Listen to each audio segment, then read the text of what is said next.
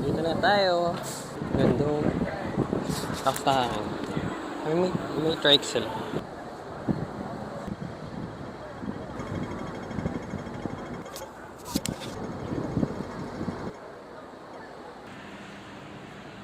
We're walking in Macau Street and nagpicture kami din sa may maganda na parang gold na hotel ba yun or casino. Sinusundan lang namin sa ating tour guide namin kasi mas alam niya yung mga magagandang spot dito.